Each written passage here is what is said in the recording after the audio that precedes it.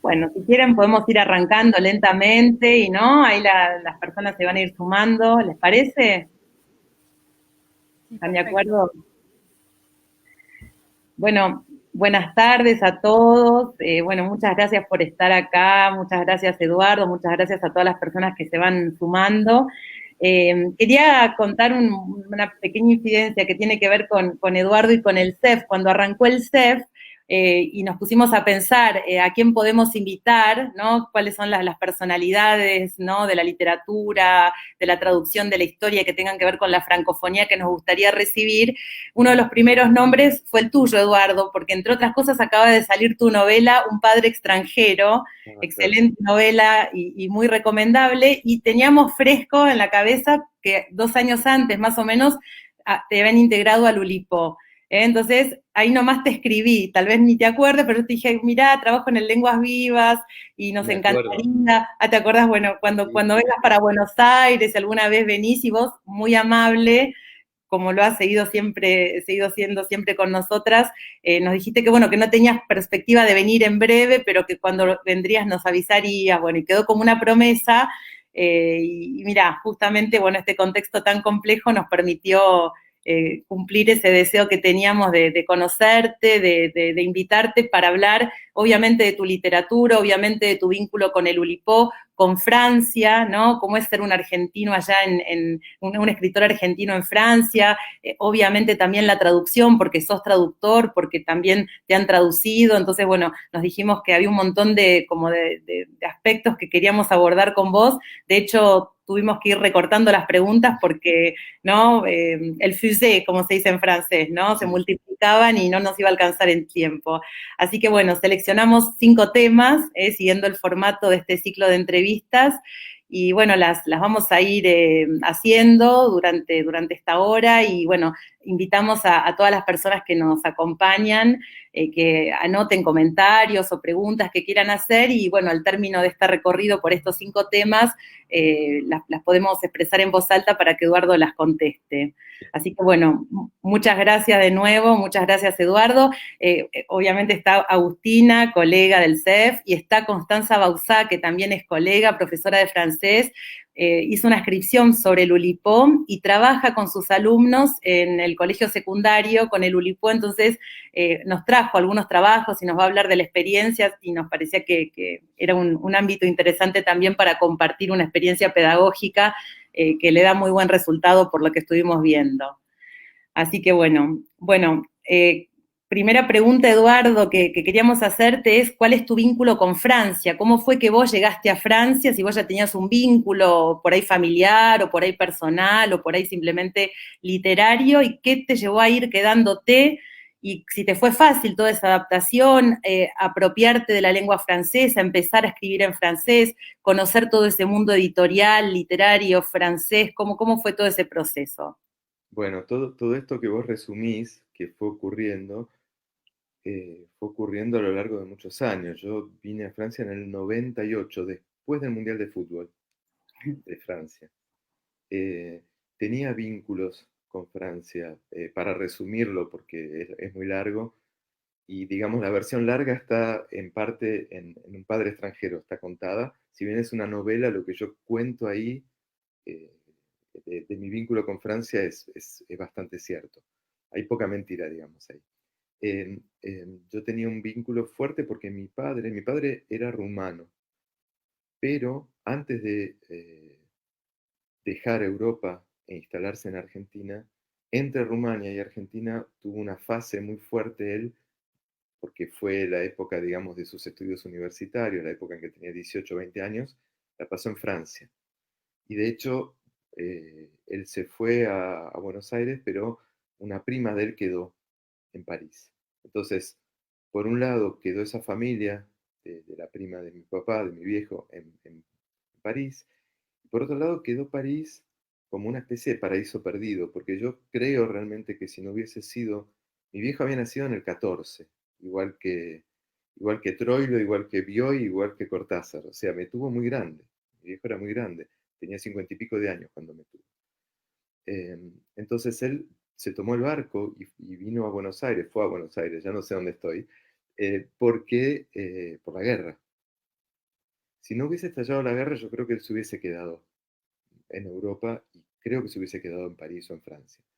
Eh, si bien él estaba contento en Argentina, pero él tenía como su morriña, ¿no? Él extrañaba Francia. Entonces, no es casual, en casa había un plano de un mapa colgado, yo cuento esto también en Un padre extranjero, había un plano de París colgado en la pared.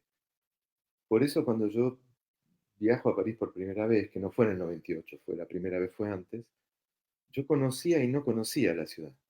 La conocía porque tenía como la topografía medio aprendida, pero de teoría. Yo sabía que doblaba a la izquierda y había un monumento que se llamaba de tal manera. Pero claro, no había internet en esa época, o sea, no tenía mucha idea de cómo era el monumento. Entonces fui como a ver una dimensión que me faltaba de ese plano, no sé cómo decirlo. Ese es un poco el vínculo, más allá de vínculo muy fuerte con la literatura, sin dudas, eh, pero más que nada era esa especie de paraíso perdido de mi viejo, que siempre y todo lo que él me contaba, ¿no? Que por supuesto estaba magnificado por su relato, por el tiempo, por la distancia. Y desde esa experiencia primera, ¿cómo fue que te quedaste y cómo fue todo ese proceso de instalarte y ubicarte ahí en ese mundo literario, ¿no? De a poquito, hasta bueno, lo que vamos a hablar después, seguramente relacionado con el Ulipó. Todo eso fue ocurriendo de una manera muy lenta eh, y natural, quiero decir. Cuando yo me instalé al principio en Buenos Aires,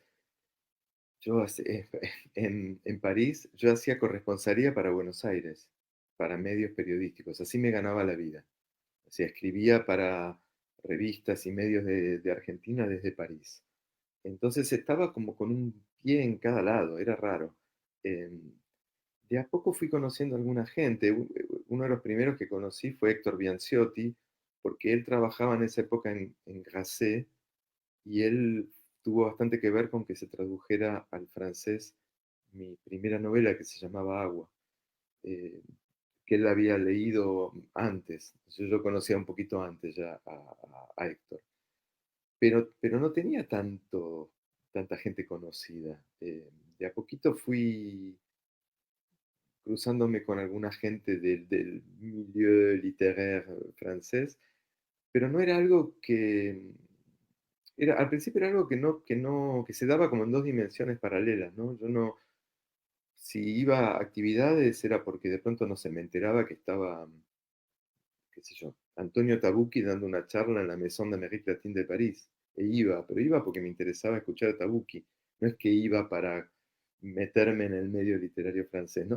No fue así. Lo que fue ocurriendo es que me invitaban a algún festival o me invitaban a alguna residencia de escritor, que eso es algo muy usual que se hace acá en Francia, que invitan a un escritor, no sé, a que pase un mes o una semana en una ciudad y que a cambio de talleres o hable de su obra, etcétera. Y a veces éramos dos o tres escritores y me pasaba que muchos eran escritores franceses. Entonces, así fui como eh, cruzándome con gente. Y así fue, por ejemplo, así fue que conocí a Paul Fournel o a Marcel Benabou o a Hervé Letellier, a las primeras personas que conocí de Ulipo. Yo conocí a Ulipo, pero por ejemplo, cuando lo conocí a Paul Fournel en un festival, yo no sabía que Paul era de Ulipo. Yo lo había leído a él como cuentista, me gustaba, conocía a Ulipo, pero no, mi formación no era tampoco tan grande o tan actualizada en cuanto a los miembros del grupo. Ahí me desayuné charlando con él, que era de Ulipo, por ejemplo. Entonces, así se iban dando las cosas. Y, y debo decir que comprobé en esto algo que creo que comprobé en todo, en la sociedad francesa, que, que los vínculos son más lentos tal vez, ¿no? Que la velocidad de los vínculos es un poco más lenta que la que pueda haber en Argentina o en Italia o en España, donde enseguida ya estamos a los abrazos y nos juramos amistad eterna. Acá es más lento, pero es sólido. Quiero decir, a medida que se van eh, dando lazos o abriendo puertas o generando vínculos, esos vínculos son fuertes, si, bueno, si son de verdad, si funcionan en serio, ¿no?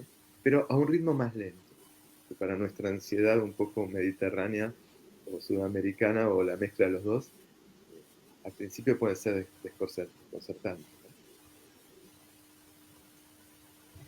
Em, sí, hago esta breve acotación. Me acuerdo alguna vez, escuché una comparación entre los vínculos argentinos y los vínculos franceses. Los vínculos argentinos eh, estaban relacionados a un coco. No, miento, perdón, al durazno. O sea, entras fácil y después llegás como al corazón y cuesta entrar. Y los franceses eran como el coco. Al principio cuesta y después ya estás en plan de le sujet. Volviendo, No está mal a, como ¿cómo? analogía, como metáfora. Sí, Eh, me pareció bastante bueno, acertada. en todo caso, esa fue mi experiencia. También ahora yo estoy viviendo desde hace 9 años, 8 años en Burdeos, en Bordeaux, y también estoy viendo cómo las cosas no son iguales en toda Francia. Es decir, como tal vez en París el coco es más duro, Claro, es propio de las pero grandes porque, ciudades también. sí, pero porque tal vez eh, esa dureza se da por muchas razones, porque es una gran ciudad, porque hay una saturación de gente que llega, porque hay un exceso también de turismo, no sé, por otras cosas. Pero veo que los tiempos no son los mismos tampoco en el resto de Francia, ¿no? En otras regiones. Para volver al Ulipo, queríamos compartir que en 2014 fuiste elegido para entrar al Ulipo y te convertiste en el primer latinoamericano y argentino miembro. ¿Podrás contar, para quienes no los conozcan todavía, qué es el Ulipo, cómo llegaste a ese grupo y qué has producido en ese ámbito? Y si te gusta la idea de la asociación del Ulipo al Grupo Mundo, como se dijo en algún momento. A ver, yo entré en el 2014, creo que fue en el mes de junio. Entramos dos miembros a la vez. En la historia de Ulipo éramos el 39 y el 40. Todavía no sabemos cuál de los dos es el 39 y cuál es el 40. Todavía lo discutimos con este otro. Este otro que entró se llama Pablo Martín Sánchez y es español. Es decir, fuimos los dos primeros miembros y por ahora únicos de lengua española y entramos a la vez. Eh, pero no fuimos los primeros extranjeros ni los primeros no francófonos, por decirlo de alguna manera. Ya había habido escritores italianos de lengua alemana, americanos, ingleses, etc. Eh, Ulipo, bueno, primero voy a explicar qué es Ulipo, porque si no todo esto que estoy diciendo va a estar como, voy a estar como pedaleando en el aire. Ulipo se fundó ahora en noviembre se cumplen 60 años de que se fundó Ulipo. Es el grupo literario, tal vez el más longevo, uno de los más longevos. Diría que es uno de los grupos más longevos, ¿no? Qué sé yo, con Lelutier y los Rolling Stones, por comparar. La diferencia es que Ulipo va cambiando los miembros, ¿no? No, tenemos nuestros Mick Jaggers, pero tenemos miembros nuevos. Eh, Ulipo se fundó como decía, en los años 60. Básicamente hubo dos personas, pero hubo un núcleo primero de miembros fundadores, pero sobre todo estaba Raymond Queneau, el autor de Sassy, Dans le métro y de varios libros más, Los ejercicios de estilo, que es un libro magnífico, y François Le Lyonnais, que era más un matemático y sobre todo una especie de genio renacentista, experto en ajedrez, amigo de Duchamp, jugaba al ajedrez con Duchamp, bueno, un personaje. Y ellos dos fueron un poco los que tuvieron la idea. Y la idea, para explicarla rápido, porque no vamos a tener mucho tiempo, sino es doble, es reunir, catalogar, clasificar formas o estructuras que ya existían pero que no son muy conocidas, e inventar también formas y estructuras nuevas para la escritura literaria, sea poesía, sea novela, sea cuento, etc.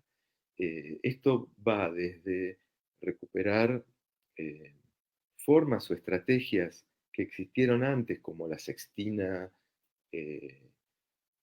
formas poéticas diversas, estrategias como el centón, que es una especie de collage avant la lettre y otras cosas por el estilo, y después inventar procedimientos nuevos o formas nuevas. Las formas son muy variadas, hay formas que tienen más que ver con lo lingüístico, eh, muchas tienen que ver con la idea de la restricción o la contrainte, ¿no? La traba, pero no todas, no todas. La traba es, la contrainte es fundamental, pero no es lo único. Algunas de esas contraintes son lingüísticas y son muy conocidas, como, bueno, como la disparición de Perec, que es, no sé, es una novela entera escrita sin una letra, sin la E, y otras formas son más estructurales, tienen más que ver con la estructura o la forma de un texto, y no necesariamente con la materia lingüística.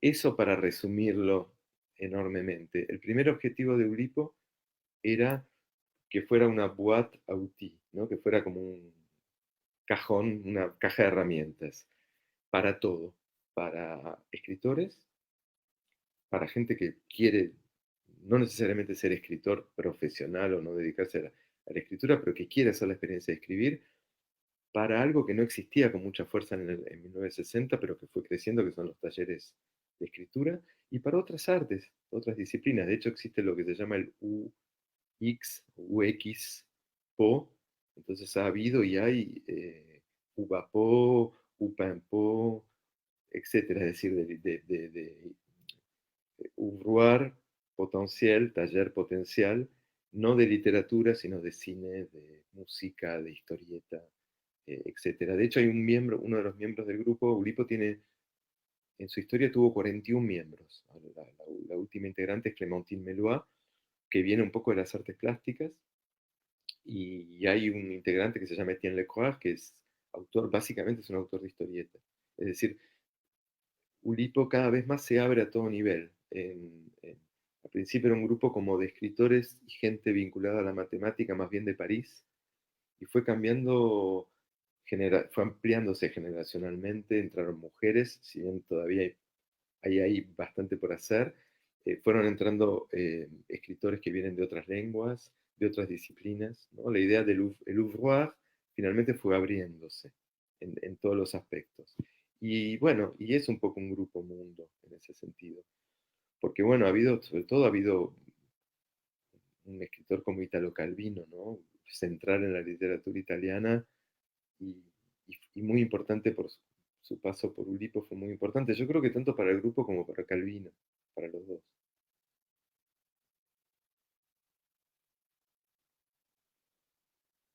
No sé qué. Fenómeno. Solo me permito insistir en esto porque la verdad es que es una pregunta que me la, que je la tiens au cœur. ¿Qué pasa con la etiqueta del grupo mundo, con el grupo? Eh, ¿Es así? ¿Lo reconoces en eso o no sí, tanto, sí, sí, parcialmente? sí lo reconozco. Lo reconozco porque Ulipo es un grupo que entre sus lecturas, por ejemplo, no sé, gran parte de las cosas que han influido a Ulipo, es decir, lo que Ulipo incluso llama a veces en broma los plagiarios por anticipación, ¿no? De Ulipo. Entre ellos hay muchas cosas que no pertenecen solamente a la tradición francesa. Si bien es un grupo que está anclado en parte de la tradición francesa, porque el juego de palabras, todo el jeu d'esprit en general es muy francés, la particularidad de la homofonía en la lengua francesa es muy fuerte, hay como cosas que tienen que ver con lo francés, pero hay un montón de cosas que no son necesariamente francesas y que Ulipo ha incorporado. Es decir, que desde los orígenes, el hecho de haber prestado atención, no sé, al nonsense inglés, a formas poéticas como bueno, el haiku y otras, pero formas que no son las formas canónicas francesas. Haber prestado atención o haber rescatado formas, por ejemplo, Perec rescata e inventa el Je me souviens, el famoso libro, a partir de un escritor norteamericano que se llamaba Joe Brainerd. la pasión de las listas que hay en Ulipo viene en parte del libro de Seisho Nagon, del libro, del antiguo libro de japonés. Es decir, es un grupo mundo hasta en eso, hasta en el hecho de que está con las antenas abiertas a cosas que ocurren más allá de la tradición solamente francesa. Y creo que eso justamente es coherente con la apertura que tiene y que propone o que intenta el grupo, me parece. Bueno, la prueba está también en los miembros que no son franceses, claro. ¿no? Es tu caso. Más allá de eso, perdón, sí, perdóname, sí. No, seguía enumerando, digo, casos de escritores hispanohablantes o angloparlantes. Y bueno, y escritores de lengua inglesa como Ian Monk o Harry Matthews, etc. Forzosamente, porque es inevitable, el francés es la lengua vehicular, digamos, de Ulipo. Cuando nos reunimos a trabajar, el francés es la lengua para intercambiar entre nosotros. Pero el primer libro que yo publiqué, el Ulipo publica una cosa que se llama Bibliothèque Ulipienne, que son como pequeños fascículos. Y el primer texto que yo publiqué en la Bibliothèque Ulipienne era un texto bilingüe. O sea, yo lo hice en castellano y después, con la ayuda de algunos ulipianos, hice una versión en francés y lo publicamos en los dos idiomas. Es decir, la idea de que yo publicara un texto en castellano no les molestó ni les sonó raro. Y esto ocurre en reuniones, de pronto viene algún escritor y lee un texto en inglés, o Pablo que ha leído un texto en español, o yo también alguna vez. Y esto no es un problema. Por supuesto, el texto luego es comentado en francés, eso es inevitable, porque bueno, tenemos que entendernos entre nosotros de alguna manera, pero hay mucha apertura en ese sentido. Sí. Queríamos por ahí, Eduardo, pedirle a Constanza que nos hablara de la experiencia así que ella hace con sus alumnos, que la comente y después nos va a mostrar algunos trabajos y bueno, nos dirás qué te parece. Bueno, Dale. sí, yo trabajo con el Ulipo, con chicos de 17 años, que están en último año de la escuela secundaria. Es una escuela que los forma en lengua francesa durante 4 años, y en el quinto tienen una materia que se llama literatura en francés. Es como muy curioso porque es literatura en francés, literatura francesa. Digo, retomando esto que decís, como bueno, el francés como lengua vehicular. Y lo que yo les propongo, luego de una presentación teórica, una contextualización del grupo, les propongo que ellos mismos hagan trabajos. La verdad es que al principio les cuesta, ¿no? Cuando les empiezo a mostrar, bueno, de esto se trata el Ulipo, les cuesta entrar en una dinámica de juego. Te cito a vos, en un momento decís, el Ulipo se trata de jugar seriamente, ¿no? Y a los chicos ya, lamentablemente, en la escuela, el hecho de jugar y en una materia de literatura no lo tienen demasiado asociado. Entonces, bueno, luego de unos trabajos y lecturas, y nos divertimos muchísimo, los invito a crear ellos mismos sus propios textos ulipianos, y los más osados se atreven hasta ellos mismos a inventar estas contraintes. Así que quería compartir con vos, compartir con todos ustedes algunos textos, algunas selecciones. Me costó muchísimo, pero hice una selección de 3 o 4 textos que, a ver, Agus, ayúdame acá, comparto. Connie, me parece que no los puedes compartir, pero yo los tengo acá, así que si querés... Ok, entonces te digo los títulos. Por ejemplo, el de Ignacia Garris. Que si están, yo invité a todos mis alumnos, así que si llega a estar alguno ahí, los invito realmente a leerlos a ellos o a comentarlos, porque me parecieron trabajos buenísimos que los estamos mostrando a Eduardo Berti y a toda la audiencia. ¿Tenés el de Ignacia? El de Es plus 7, sobre todo, Agus. Bueno, eso es una contrainte súper súper trabajada, me parece, pero el resultado, Es una de las primeras. claro, me sorprendió y se sorprendió ella misma a lo que llegó, ¿no? Porque lo que se trata con esta constante es de reemplazar cada sustantivo por el séptimo posterior que aparece en el diccionario. Esto me pareció muy interesante, una entrevista que escuché que te hicieron, que vos decías, claro, en realidad depende de qué tipo de diccionario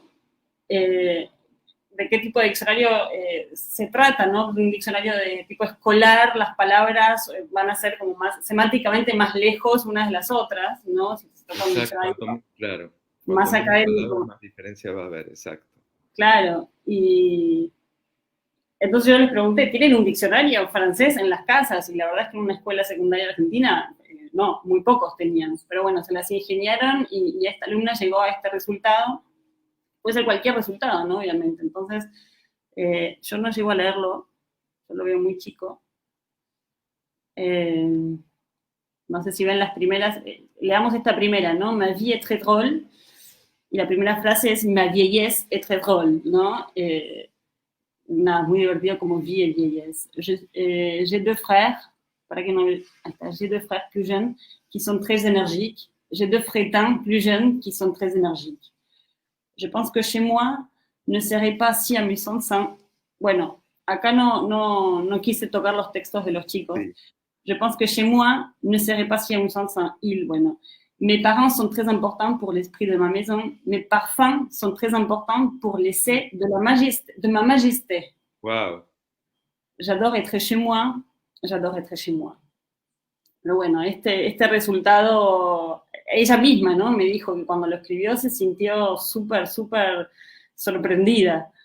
Es lo que suele ocurrir, porque uno no sabe lo que va a salir.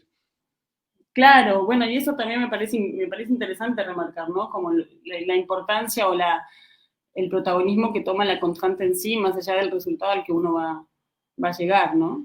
Con el texto literario. Se trata del juego. Y después lo pasó en negativo. El resultado lo reescribió en negativo. Yo le diría otro, Agus, ¿tenés otro por ahí? Sí. La digo ya para variar un poco más. ¿Te parece que compartamos el de Camila? A mí ese me pareció mundial. El de Camila Maurel. Sí, me acuerdo, no lo tengo yo acá, pero dale. Ah, sí, el de Haiku, sí, genial, dale. Sí. Ahí voy, Esto requiere un poco de paciencia, pero voy a llegar. Bueno, sí, retomando las formas de las que hablaba Eduardo. Empieza su texto, es Moulin est une princesse en couronne, une guerrière sans épée. Conflit par une guerre, bataille entre deux mondes. Soit une dame, soit un homme, con son reflet montrerait-il qu'elle est à l'intérieur. Y su resultado, ella explica, ¿no? las dos transformaciones que le hizo, convertir un format haiku y ne pas utiliser des mots indiquant le genre. Y le dio intérieurement, ni épée, ni diadème, seulement guerre. Interesante cuando se combinan dos contrantes. Suele ser interesante, porque la mezcla de las dos suele dar algo muy interesante. Sí. Lo que decías del problema de la falta de diccionarios es interesante también, porque bueno, la misma experiencia que vos haces en Buenos Aires, yo la hago acá en Francia, yendo a dar muchas veces talleres ulipianos en escuelas primarias, o bueno, tanto école como college. Al principio está también esa sorpresa ante el elemento lúdico, después se van soltando y después es impresionante los resultados. Y al contrario, termina siendo como un gran orgullo de parte de los chicos, ¿no? Yo al principio, por ejemplo, me pasó varias veces de presentar lo que se llama la contrainte del prisonnier, que es escribir con todas las letras que no tienen palito, ¿no? Solamente uno puede escribir con la A, no con la B, con la C, no con la D. Y yo veo la mirada de las maestras, en general son maestras, como diciendo esto no va a funcionar. Y los chicos terminan siempre escribiendo una carta, que siempre empieza con mamá, pero terminan escribiendo una carta que generalmente es muy buena. Pero lo que pasa con bastante frecuencia es que no hay diccionarios. Hay un solo diccionario a veces en toda el aula. Entonces, al principio yo llegaba y decía, vamos a hacer un S plus set. Y ahí me daba cuenta que había un solo diccionario para 30 alumnos. Y así fue que inventé el método de tirar los dados. Un día desesperado, porque había preparado todo un taller con S plus set, pero había un solo diccionario en toda el aula y no sé cómo se me ocurrió inventar lo de tirar los dados como para salir del paso. Pero fue interesante porque de ahí salió como otra idea, digamos, otra constante. Claro, y esta idea del eso de lo que hablabas antes, que era muy interesante, ¿no? Como crear una caja de herramientas. Bueno. Y que lo que crean no es una obra literaria en sí, sino, bueno, las herramientas que pueden dar frutos inesperados, incluso para vos mismo, ¿no? Para un miembro, para un ulipiano en un momento en el que no lo estaba buscando, encontrás una constante frente a una dificultad o frente. Sí, exactamente. Lo que hay que decir, varias cosas. Por un lado, los miembros de Ulipo no escribimos solamente este tipo de cosas, sino escribimos solamente libros ulipianos.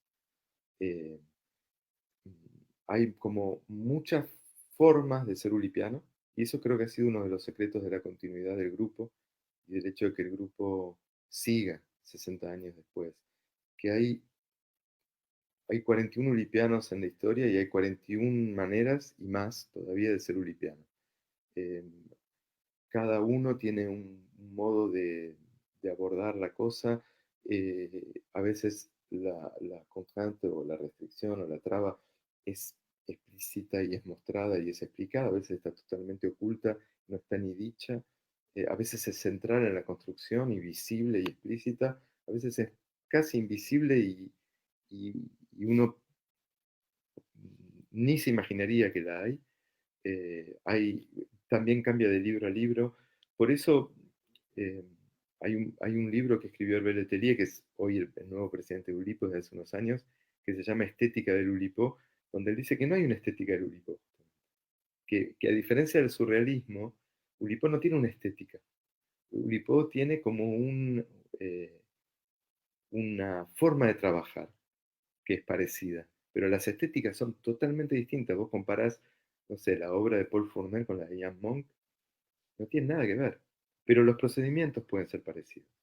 Y esta caja de herramientas sirve para gente que hace cosas muy distintas. Y el hecho de que vos lo puedas dar en una escuela secundaria y lo puedas usar en una escuela secundaria, para mí es una de las confirmaciones de que la intuición de los fundadores no era tan errónea, ¿no? Que esas herramientas se pueden usar en los contextos más variados. Yo he dado talleres ulipianos en medio de cárceles. No les di la constante del prisonnier justamente, pero di talleres ulipianos en cárceles, en los lugares más inesperados. Y por supuesto, los textos son distintos porque no hay una única estética que sale de estas estructuras o de estas ideas. Eso es lo fascinante también. Pero los resultados son muy distintos. Eduardo, vos decías justamente que algo que caracteriza al grupo Ulipo es que los propios escritores también escriben cosas que no son ulipianas, ¿no? Y en tu caso tenés como muchísimas facetas que vas desarrollando, ¿no? O sea, yo mencionaba tu novela Un padre extranjero, por ese año también se reeditó una entrevista muy extensa que le hiciste a Spinetta y que es casi que la autobiografía que se tiene de él, de alguna manera es esa hermosa entrevista. Has escrito libro de viaje, como La máquina de escribir caracteres chinos, se puede llamar casi que una especie de libro de viaje de tus viajes a China, novelas, un texto para apreciar y para reconectarse con Aníbal Troilo. En esa otra literatura, además de lo ulipiano, estás como muy vinculado con la Argentina. ¿Cómo has logrado mantener ese vínculo? ¿Cómo lo nutrís? ¿Cómo es eso de ser un escritor argentino en Francia? ¿Para vos el rótulo de escritor argentino tiene alguna pertenencia o para vos es indiferente? Yo no creo mucho en los yo no creo mucho en los nacionalismos literarios. Creo que cada uno tiene su mundo, ¿no? Su universo y que tiene que ver con sus lecturas, con su personalidad, con su forma de ser. Yo no creo en las clasificaciones nacionales, ¿no? Mucho. Pero eso no quiere decir que yo no tenga mi costado argentino yo, como persona. Es inevitable, porque cuando yo me fui de Argentina ya tenía 30 y pico de años, entonces viví momentos claves que te forman para toda la vida. Por más que vos te vayas, eh, la- todo lo que yo viví hasta los 30 y pico de años en Argentina me constituye. Y sería absurdo que primero que ni lo intento, no me interesa, pero sería incluso absurdo si yo intentara pelearme con eso o distanciarme de eso. Yo no vine a Francia para distanciarme de nada de eso. Vine a Francia para sumar otras cosas, para aprender otras cosas, como quien le añade una habitación más a la casa, pero no con la idea de dejar de vivir en el resto de las habitaciones. Eh, y, y aparte cuando vine ni sospechaba que me iba a quedar más de un año o dos. Eh, todo se fue dando, como decíamos antes, todo se fue dando de a poco, sin una, sin una planificación tan clara. Por suerte, las cosas no se pueden planificar tanto. Entonces, lo mismo ocurre con los libros. Yo no es que digo, ahora voy a escribir un libro argentino, ahora voy a escribir un libro no ulipiano. Yo no veo todas esas diferencias tan tajantes. De hecho, creo que las cosas se, se mezclan. Qué sé yo ahora publiqué este libro que no sé ni cómo definirlo, ¿no? Que es como un ejercicio que hice a partir de una canción de Spinetta. Y es muy ulipiano al mismo tiempo. Es un libro donde finalmente lo argentino y todo mi amor de toda la vida, de muy chico, por la música de Luis, de Spinetta, y por el rock y por un montón de cosas, se combina al mismo tiempo con Ulipo, con mi gusto por la literatura. O sea, cada vez más todo se mezcla. Y, y me encanta que sea así, que se vaya, una vez más, tampoco está planeado. Me parece que es algo como que se va macerando y todo se va mezclando. eh, y es lo más interesante, justamente, porque porque si hubiese como los libros ulipianos para Francia, entre comillas, ¿no? Y las novelas o los libros argentinos, sería como muy torpe. Me parece más interesante cuando yo mismo me sorprendo de cómo las cosas se mezclan. Yo ni me esperaba hacer algo así. Surgió naturalmente. Una Para preguntita, volver, perdón, Agus, le querés hacer una preguntita vinculada con el tema, un tema que tratamos antes, vinculado con la literatura, el tema de la lengua, ¿no? Escribir en castellano, que esa es tu lengua materna y donde vos escribís, me parece, mayormente tu literatura, Sí. pero de a poquito también aparece el francés. ¿Cómo es eso? ¿Cómo es eso? Yo fui el Perdón, primer, Agus. sí, yo fui el primer sorprendido de escribir en no, por francés porque favor. no solo no lo tenía planeado, sino que en Un padre extranjero, que es el libro más, entre comillas, más autobiográfico, y el narrador más próximo a mí es casi un doble. El narrador de Un padre extranjero, por no decir yo, dice que jamás va a escribir en otro idioma que no sea el, el castellano, eh, pensando en el hecho de que, por el contrario, mi viejo, que era rumano, cuando se instaló en Argentina, terminó escribiendo un libro que no publicó, pero que tiene que ver con la trama de la novela, una novela en castellano, y donde yo hablo de Conrad, que cambió de idioma. Yo digo, chapeau por ellos, pero yo no lo haría. No. Me, me siento incapaz de hacerlo. Y bueno, ocurrió lo que siempre ocurre, uno termina de decir no voy a hacer esto y lo hace. El libro siguiente, yo tuve una experiencia que, bueno, voy a tratar de resumirlo, pero me invitaron a una residencia en un hospital, en el CHU, o sea, en el hospital escuela de Rouen. La idea era que yo iba a pasar unas semanas eh, viendo de cerca y compartiendo la jornada laboral con el personal sanitario del hospital, enfermeras, camilleros, aides-soignants, todo eso. Y en principio todo lo que esperaban de mí era que diera un par de talleres de escritura y que escribiera un textito, que en teoría lo iba a escribir en español. Y todo lo que ocurrió fue inesperado. Terminé escribiendo, cuando me di cuenta tenía 4 cuadernos llenos de apuntes, de cosas que había charlado con la gente, de cosas que había imaginado, que había pensado, que había reflexionado. Y estaba todo en francés, o 90% en francés, porque además todo eso yo lo estaba descubriendo en ese idioma. Y como estaba como en vivo y en directo, ¿no? Y no quería perder el discurso de lo que me decían las enfermeras y los médicos. Entonces no quería hacer la traducción en el acto porque tenía miedo de traicionarlo, lo apuntaba en francés, diciendo después lo voy a traducir. Y cada vez que intentaba traducirlo, no solo no me gustaba, no solo no funcionaba, sino que se detenía la escritura. Es como que ese libro en castellano no se escribía. Y yo decía, bueno, sigo en francés, en algún momento lo voy a traducir, o en algún momento voy a pasar al castellano. Cuando me quise dar cuenta, el libro estaba escrito en francés. Para mi asombro y para mi horror, porque dije, ¿qué es esto? Porque además fue muy interesante, me obligó, entre comillas, a escribir de otra manera. Eh, de otra manera. Yo me reconozco en la escritura del libro, pero la paleta es más chica. Eh, no sé, es como un músico que todo el tiempo compuso con guitarra y de pronto compone con piano. Y que en el piano tal vez tiene menos formación con ese otro instrumento, pero a la vez aparecen cosas que tal vez con la guitarra no hubiesen aparecido. Eh, y, y yo creo que también el registro, el libro no lo tengo acá, o sí lo tengo, no me acuerdo. El libro se llama, sí, está acá. El libro se llama Une présence idéale, que ahora va a salir en castellano. Sale en 2 semanas, publicado por Alianza, en España. Traducido por otra persona, porque yo no lo pude escribir en castellano, hubiese sido una estafa que después lo escribiera. Y además lo hubiese reescrito todo, lo hubiese cambiado todo. Y yo creo que también funcionó el francés en este libro, porque es un libro como más oral, porque es como una serie de monólogos.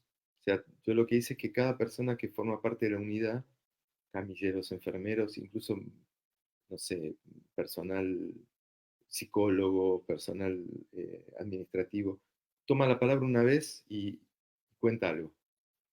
Una página, 2 páginas, 3 páginas. Es como un mosaico. Y entonces es más oral. Y yo creo que ahí me animé un poquito más a hacerlo en francés por esto, ¿no? Porque es un francés menos literario, se puede decir así. Pero bueno, fue una enorme sorpresa. Y, pero eso no quiere decir que yo deje de escribir en castellano, al contrario, ya volví a escribir y estoy escribiendo en castellano. No puedo dejar de escribir en castellano. Pero digamos que ahora apareció el francés como un camino, como algo que de vez en cuando eh, cometo el pecado o la locura de escribir un texto en francés que me resulta súper interesante, muy estimulante. Para volver sobre el tema de la traducción y el pasaje y demás, como te comentábamos hace un rato, en Lenguas Vivas tiene un traductorado en distintas lenguas y probablemente haya varias personas que nos están mirando el traductorado de francés, estudiantes y docentes. Eh, ¿Podrás hablarnos más del vínculo que tenés con esta práctica? Vos fuiste muy traducido también al coreano, al checo, al turco, a distintas lenguas. ¿Cuál es tu Claro, relación con la traducción? lo que pasa es que la diferencia es gigantesca. Yo, por ejemplo, tuve traducciones a idiomas como el turco, el checo, el coreano, el japonés. Cuando yo recibí, cuando yo recibí mi segunda novela, La mujer de Wakefield, traducida al japonés, yo ni siquiera reconocí mi nombre en la tapa. Podrían haberme mandado el libro de César Aira, o no sé, o de Piglia, y era lo mismo. Yo no, realmente, era un acto de pura confianza, creer que ese libro era mi libro. Yo a lo sumo le pregunté a un amigo japonés que me dijera que era así. No, exagero y cuento esto para decir cuán distinto es cuando la traducción es a un idioma que uno habla, y más aún un idioma que uno habla a diario, que escribe ahora de vez en cuando, y que incluso hace la traducción en el sentido inverso, como me pasa a mí de traducir del francés al castellano a veces. Entonces, mi vínculo con las traducciones del francés del castellano al francés, te imaginarás que es muy distinto que el vínculo con el japonés. Y el inglés es un intermedio, porque todos creemos hablar inglés. Después otra cosa es si estamos capacitados para juzgar una traducción literaria. Pero, pero muy distinto. Yo tengo la suerte de que mi traductor, no es mi traductor, el traductor de mis libros, Jean-Marie Saint-Luc, es un gran traductor, y es un gran docente de traducción, es una gran persona, es un gran amigo, y tengo la suerte también de que, y es más que la suerte, creo que también es la política editorial de Francia, que suele hacer esto. Si hay un binomio que funciona bien, si hay una dupla escritor-traducción que funciona bien, la cuidan. Entonces yo cambié de editorial, pero Jean-Marie me sigue, o vamos juntos, lo que es magnífico, porque él me conoce muy bien, eh, y nos conocemos muy bien. Ya hay mucha confianza, él me manda la traducción y es su traducción. Yo no es que la corrijo, pero me atrevo a decir cosas. Todo eso también se fue construyendo con el tiempo. La primera traducción cuando yo llegué a Francia, yo hablaba francés, pero el francés era casi mi tercera lengua. Yo hablaba mejor inglés que francés cuando yo llego en el 98 a Francia. Entonces, las primeras traducciones que me dieron a leer, era muy poquito que me animaba a decir, porque era muy poquito lo que podía decir, además. Y yo me fui como eh, metiendo en el idioma, en la lengua, y de a poquito fui pudiendo decir más cosas, aún a riesgo de equivocarme a veces, y dejándole siempre la decisión final al traductor. Lo que también está ocurriendo, que ocurrió ahora, Un padre extranjero va a publicarse en enero que viene en Francia. Y lo que pasó con Padre extranjero es que pasó mucho tiempo desde que el libro salió en castellano a que Jean-Marie lo tradujo. Y cuando Jean-Marie me mandó la traducción en francés, yo me puse a cambiar todo. Pero no era un problema con su traducción, era un problema con que yo tenía una distancia crítica mayor con el libro, y había cosas que no sé, que no me convencían, no de su traducción, no me convencía cómo daba eso en francés. Entonces lo volví loco, pobre, porque empecé a corregir y a quitar cosas y agregar, y en un momento me dijo, mira, hacer la nueva versión y después yo termino la traducción. Entonces también eso, que es algo que, una vez más, lo puedo hacer, sí, lo puedo hacer porque es un idioma en el que me puedo meter en ese texto en francés. En otro idioma no lo hubiese hecho, porque hubiese sido impermeable el libro, no hubiese podido meterme de esta manera. Ni se me hubiese ocurrido antes. Entonces, ocurren este tipo de cosas. Y al revés, no quiero que sea muy largo, pero cuento rápidamente.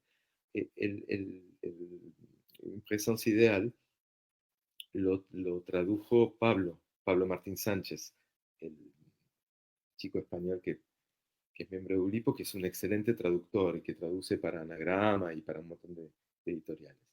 Entonces yo le pedí a Pablo si por favor lo podía traducir, pero fue todo un debate. El hecho de que yo sea argentino, ¿influye o no influye en la traducción de este libro al castellano? Es decir, ¿a qué español se traduce este libro? Donde el hecho de que yo sea argentino es casi anecdótico, porque los que hablan son enfermeras o enfermeros o médicos de Rouen. Yo soy como entre comillas, porque no es eso, es más que eso, pero entre comillas, soy como un grabador ahí. No, el hecho de que yo sea argentino en este libro es casi anecdótico. En todo caso, no influye en el resultado del libro. Entonces, ¿qué sentido tendría que este libro se traduzca al español de Argentina? Eh, entonces, la decisión que tomamos fue que había que traducirlo al español del país donde se publica el libro, que había que traducirlo a España porque lo va a publicar Alianza. Esa fue la primera reflexión que hicimos. La segunda fue, sí, pero si yo veo frases como esto es la hostia, yo no me reconozco como escritor, no me voy a reconocer. Voy a decir, ¿esto qué es? Entonces, por eso hicimos un pacto con Pablo y por eso yo pedí, entre comillas, que Pablo tradujera, para poder yo también tocar pito, digamos, o tocar, hacer sonar la alarma cuando había algún giro muy español, que no es mío. Pero para eso yo necesitaba una complicidad previa con Pablo, un acuerdo previo, que él aceptó muy generosamente. Me dijo, bueno, es muy ulipiano en un punto lo que me propone, vamos a hacer la experiencia. Entonces, él hizo la traducción, que es magnífica, pero claro, había por lo menos 20 momentitos que para mi gusto eran demasiado españoles y que encima él no se da cuenta, porque para él es natural. Entonces fue muy interesante para los dos, que yo le dijera, eh, no un neutro, pero seguro que hay algo más, como decíamos, más panhispánico, ¿no? Y él de pronto me decía asombrado, ¿esto es muy español? Y él se enteraba con mi comentario de que esto era muy español. A veces simplemente un uso preposicional distinto, ¿no? Que no nos damos cuenta, pero tenemos como tendencias hasta mínimas, como esto de decir entrar a, casi siempre, y en España entrar a es rarísimo, tú usan el entrar en todo el tiempo, ¿no? Son tonterías que casi no nos damos cuenta. Bueno, lo que hemos aprendido los dos con esto creo que ha sido maravilloso. Entonces, se dan estos problemas que a mí me apasionan, porque son problemas de traducción que salen como del piloto automático de la traducción. A mí me apasionan estos problemas. A la vez no sé si las soluciones que encontramos son ni las correctas ni las mejores, pero bueno, pero es apasionante tener que buscar este tipo de soluciones. Sí, es el descubrimiento de la lengua primera a través de la lengua segunda, ¿no? Es como, es una mirada que se vuelve más atenta. Exactamente. A mí me pasó mucho eso, estando, desde que me instalé en Francia, la cantidad de veces que giros o expresiones francesas me hacían reflexionar sobre el castellano. Y me sigue ocurriendo todo el tiempo. ¿Por qué esta palabra no existe en tal o tal idioma? ¿Por qué este concepto o esta expresión no existe en tal o tal idioma? Todo el tiempo, ¿no? Las cosas que hay en un idioma y que no hay en el otro. Es fascinante. Bueno, esa es la tarea, una de las... Y, claro. ¿Y vos cómo sos como traductor? Muy autodidacta, muy como autodidacta, muy... En el fondo creo que soy más un escritor que traduce. eh, que, y que de hecho no es casual que la mayoría de los libros que termino traduciendo son cosas que yo propongo a los editores. No soy tanto no tengo nada contra lo otro, es maravilloso el trabajo de los escritores más profesionales, los admiro, pero yo no razono, no trabajo de esa manera. eh, Soy más de que me entusiasmo con un libro o con un autor y lo propongo, o que siento que puede haber algo interesante que no sé, entre mi escritura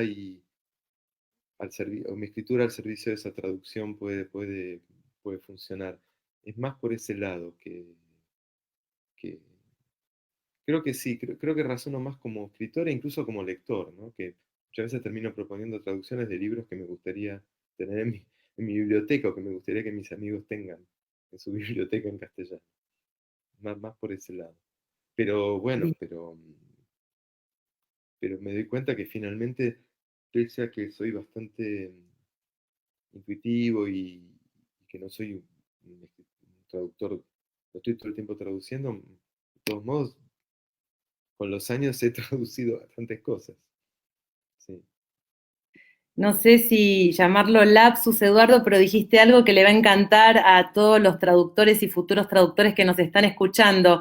Ibas a decir el traductor profesional y dijiste el escritor profesional, que vos admirás. Y en realidad esa es una idea que está bastante vigente del traductor, no como alguien que escribe, finalmente como que alguien que reescribe la obra. Así que estuvo muy lindo eso. De todos modos, sí, yo creo que un traductor es un escritor, no tengo la menor duda de eso. Y creo que cuando yo conocí a Jean-Marie, que es quien traduce mis libros al francés, me acuerdo que él me dijo una cosa que me quedó grabada para siempre. Me dijo, la mayoría de la gente piensa que yo soy traductor del español porque amo la lengua española. Es lo que me suelen decir. En realidad yo soy traductor del español porque amo la lengua francesa. Y por eso, y amo la literatura española, pero amo la lengua francesa. Y amo llevar esa literatura a la lengua francesa. Al principio yo quedé muy descolocado porque me rompía como cierto tópico. Y entiendo que el traductor tiene que tener como mínimo, un amor por las dos lenguas, ¿no? No solo por la primera. Y, y tiene que ser un verdadero escritor en esa lengua. Tiene que ser un muy buen lector en la otra, pero tiene que ser un muy buen escritor en la lengua, en la lengua donde escribe, ¿no? La lengua en la orilla que recibe el libro. Sí. Bueno, ya estamos casi llegando al final. Quería decirle a las personas que nos están escuchando que escriban comentarios, como ya lo están haciendo, preguntas también que quieran hacer, que de pronto algo que haya quedado ahí. Bueno, acá la gente, Eduardo dice, qué hermoso lo que acaba de decir. Bueno, muchos comentarios de este tipo, ¿no? Agradeciendo las anécdotas y agradeciendo también lo que decís que se ve que es muy estimulante para los traductores y los futuros traductores. Y tal vez para terminar, Eduardo, te podemos pedir como una especie de paseo por tus libros, que son tan distintos. Por ahí vos ya nos has hablado, no simplemente como una especie de pequeña presentación, como para que quienes escuchan y que de pronto alguno de ellos no lo conozcan, porque son varios. Hay uno que en particular espero que llegue rápidamente a la Argentina, creo que es el último sobre la lectura, sobre escenas de Bueno, lectura. Bueno, ese si sale, ese se va a publicar, es este, se llama Círculo de Lectores, y está confirmado que va a salir finalmente no importado, porque eso hace que el libro sea muy caro. Eh, Páginas de Espuma, que es la editorial que publicó este libro, lo va a imprimir por fin. Digo por fin porque con el COVID y todo se postergó. Lo va a publicar en noviembre. Este libro sale en noviembre. En Argentina es mi último libro. Eh, es un libro de textos de prosas, cuento, cuento breve, microcuento, cuento largo, pero más bien relato, y algunas cosas que no sé ni cómo se llaman, porque son como formas más extrañas. Tiene cosas bastante ulipianas, de hecho tiene uno de los textos que está incluido acá, eh, ya había aparecido, pero en una versión distinta en francés, en la Biblioteca Ulipian. Eh, bueno, nada, es un libro que habla mucho de la lectura, pero, pero no de una manera pedagógica, o no es un ensayo sobre la lectura.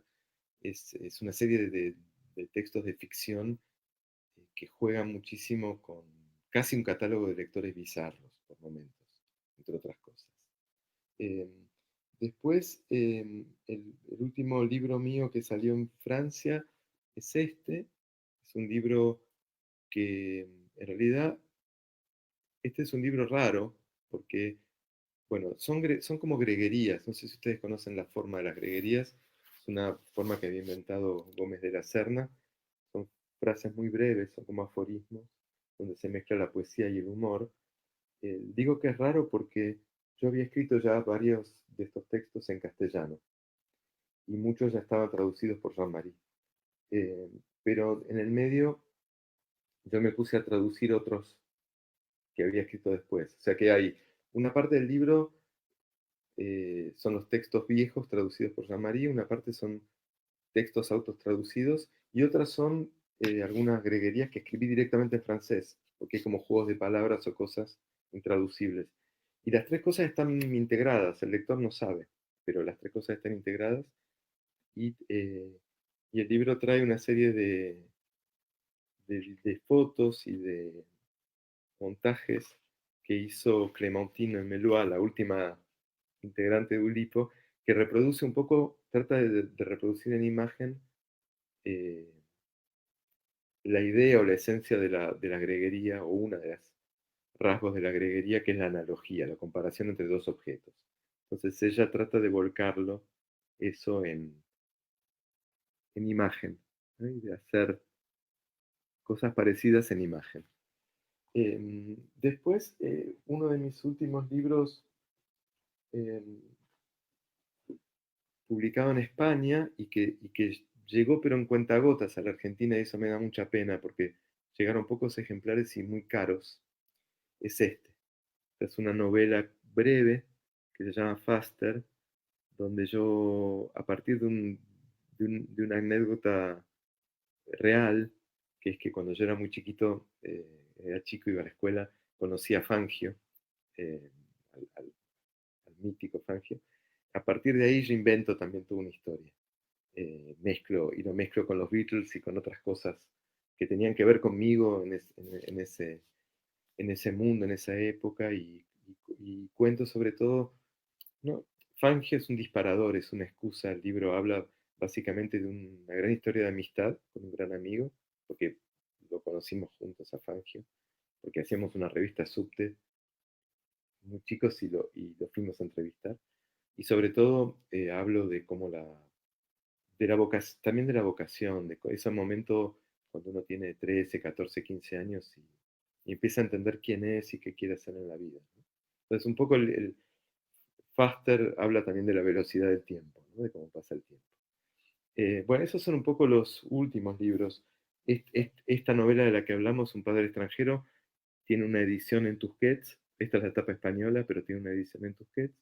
Y es el que va a salir ahora en Francia. Ese, exactamente.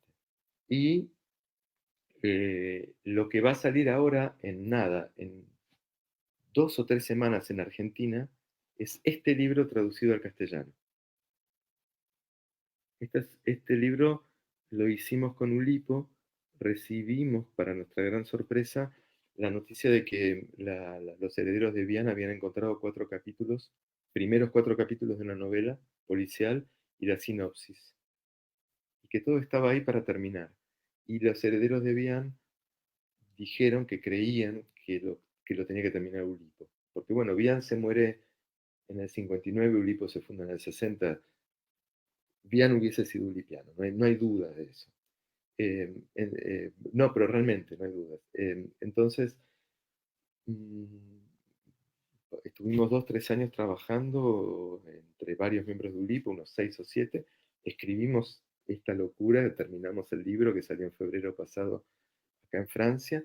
Es un policial. Y bueno, hice la traducción al español, que saca Caja Negra ahora, en nada, en 2 semanas. Así que si les interesa, no es un libro ulipiano, que al mismo tiempo es, porque más contraste que recibir una novela que ya está empezada y que se sabe cómo termina, que estamos obligados a que el asesino, entre comillas, o el culpable sea fulano o mengano, eh, y tener que construir todo y crear falsos indicios y agrandarlo y desarrollarlo. Bueno, fue fascinante como experiencia. eh, y, y bueno, y fue muy curioso también tener que traducirla, porque una vez más, traduje 4 capítulos de un señor llamado Boris Vian, 4 capítulos escritos en 1950, y de pronto, cuando pasa el quinto capítulo, son capítulos de amigos, escritos por amigos, donde todos nosotros hemos trabajado y trabajamos en el lisage, en el montaje, en la edición final del libro. Entonces ahí ya la distancia era otra.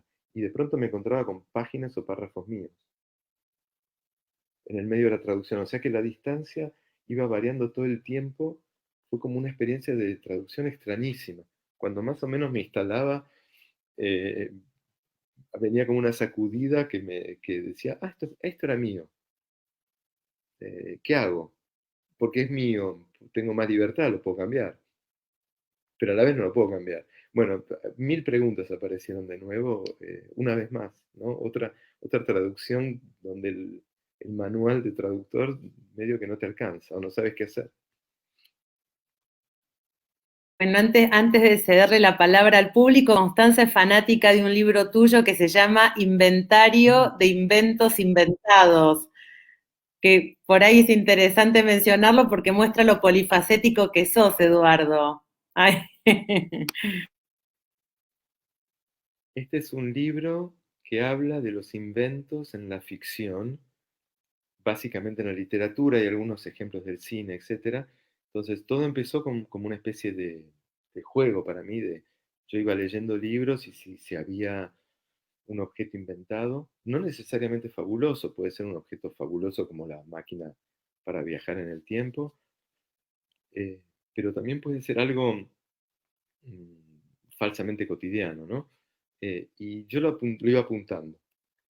Cuando me quise dar cuenta tenía toda una lista y me puse a escribir textos a partir de esos inventos, en algunos casos más tipo ensayo y en otros casos imaginando hasta otras situaciones de ficción con esos mismos inventos. O sea, fui probando distintas formas y terminó siendo un libro objeto, la primera vez que yo trabajaba así, que lo hice con una dupla de artistas que viven en Berlín, los monobloques, y después terminó siendo una exposición que continúa, una muestra. Eso nos fuimos cebando con los chicos, con los monoblocks, y apareció la idea de hacer una exposición eh, que la armaron un poquito más ellos que yo, pero todos participamos, una exposición donde hay incluso objetos inventados, entre ellos un objeto que inventaron ellos que a mí me encanta, que es el Kikerograph, bueno, eso sería como en alemán, pero es el metegol que dibuja. O sea, es un metegol intervenido. Ellos encontraron un viejo metegol en la calle y en las piernas, en los pies, en la punta de los pies de los jugadores, les agregaron una virome, un marcador. Entonces, está el equipo rojo, está el equipo azul, y mientras se juega, los jugadores se mueven y patean la pelota, a la vez dibujan. Entonces ponemos un hoja en blanco a ras de la cancha, del terreno de juego, y cuando lo sacamos hay como... Bueno, eso aparece en el libro. Hay algunos ejemplos de dibujos hechos con el metegol.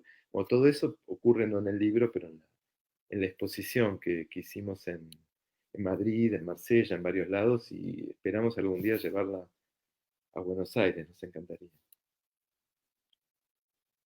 Fenómeno. Eh, Muchas gracias por toda la generosidad en las respuestas. Hay un torrente de comentarios y de preguntas, retomo algunas, si les parece. Eh, Hay Nadia nos pregunta, nos dice, yo quisiera saber sobre sus hábitos de escritura, escribe todos los días, ¿en qué horario? No, a ver, no, ¿cómo decir? Yo creo que una de las grandes ventajas de ser escritor o de dedicarse a la escritura, a veces me pregunto si soy escritor, pero bueno, de dedicarse a la escritura es la libertad que te da, a todo nivel.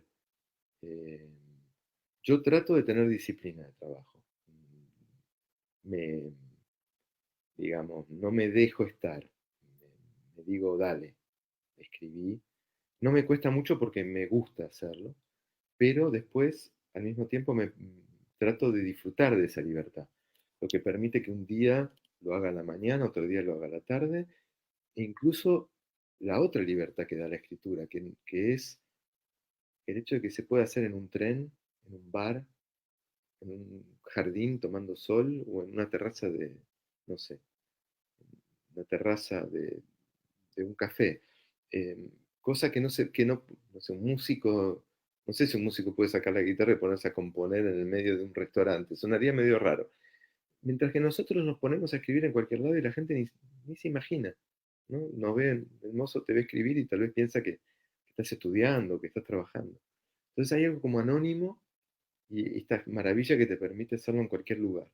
Incluso me ha pasado que un amigo me da cita en un restaurante, llega una hora tarde, me pide mil disculpas, te hice perder el tiempo, y yo lo miro y le digo, en realidad hace una hora que estoy escribiendo. No perdí el tiempo, pero otra persona que hace otro tipo de trabajo tal vez sí lo pierde, entre comillas, si es que el tiempo se pierde. Y entonces trato de gozar o de disfrutar o de aprovechar esa libertad. Más allá de eso, cada vez más trabajo a la mañana. Pues me doy cuenta que a la mañana estoy como más lúcido. Y a la tarde aprovecho para hacer otras cosas, porque no todo es escribir, también es releerse, también es dejar ese texto que duerma un rato en un cajón y leerlo después, corregir, o hacer otras cosas, ¿no? Leer como leemos los escritores, que leemos también para, bueno, para estar informados y para alimentarnos, traducir, ¿no? Entonces, también a veces cuando me canso un poco paro, hago un poco de traducción, hago otra cosa y vuelvo después a escribir. Justamente trato de aprovechar esa libertad. Pero todo esto me llevó tiempo a aprenderlo también. Me llevó mucho tiempo aprender cuál es mi mejor mecánica para mí. Y luego, por último, cada libro es distinto, por suerte. Yo trato también de variar un poco la forma de escritura de los libros. En una época escribía mucho a mano, ahora estoy escribiendo un poquito más en computadora, que al principio casi ni lo hacía. A veces escribo en libretitas, a veces escribo en cuadernos grandes. Trato de variar también y de variar los métodos de trabajo. Me gusta y me incentiva. Fenómeno. Si les parece una última para cerrar, que va un poco en este sentido también, de María Julieta. Eduardo, ¿cuáles son sus temas y fuentes de inspiración cuando escribe? Yo no sé si tengo temas. En todo caso, creo que eso es algo que puedo reconocer después. O sea, yo no pienso en temas, no digo voy a escribir un libro sobre tal tema. Muchas veces yo termino de darme cuenta de cuál es el tema del libro cuando ya empecé a escribir una buena cantidad de páginas.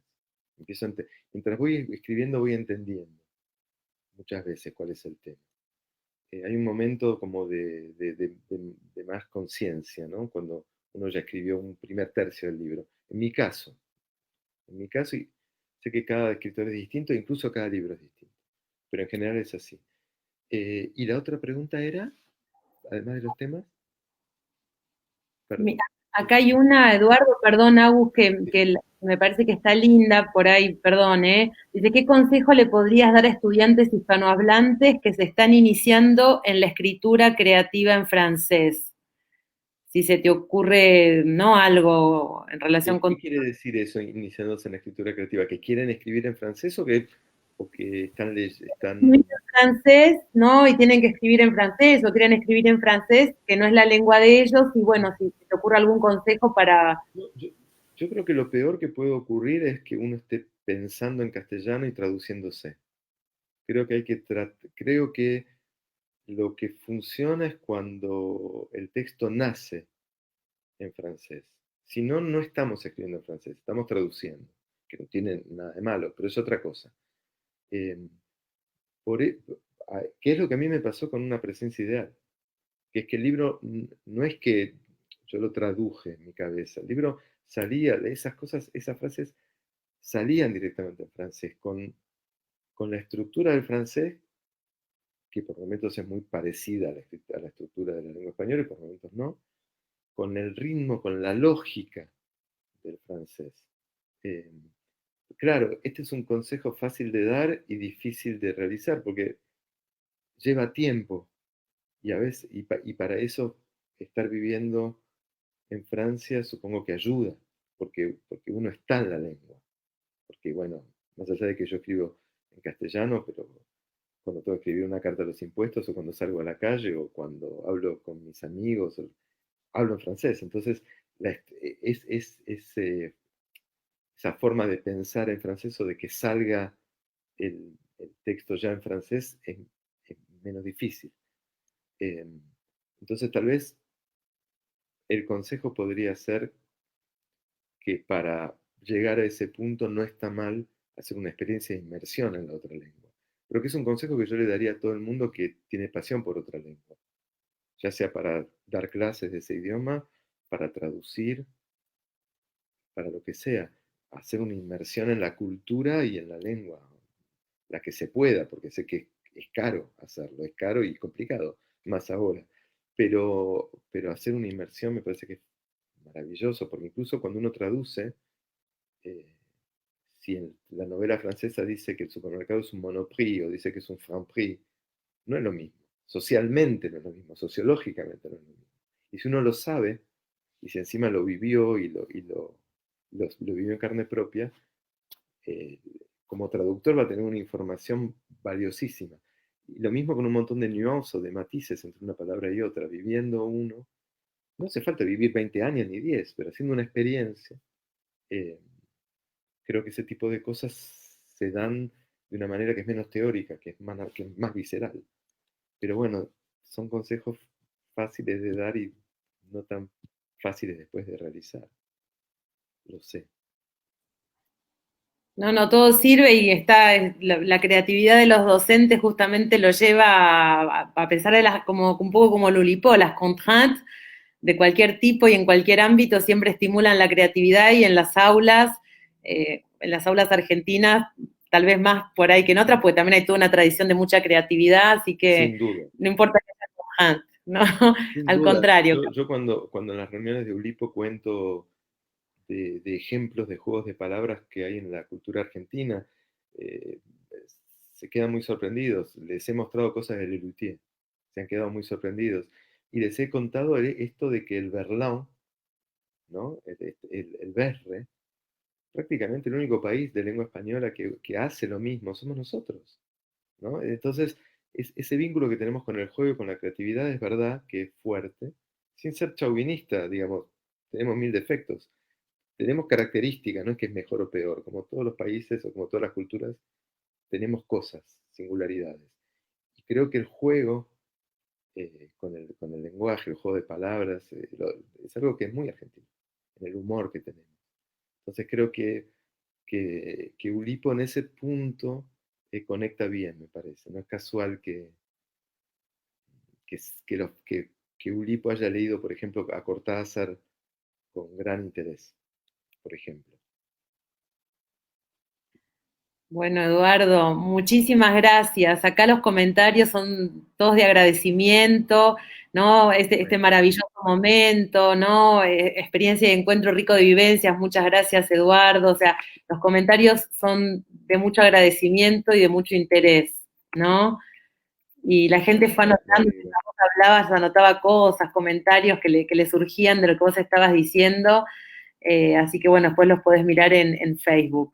Sí, Bueno, muchísimas gracias. Muchísimas gracias, Eduardo. Ha sido un gran gusto y además un sueño realizado. Bueno, gracias a ustedes y ojalá que podamos algún día vernos de verdad, en vivo y en directo.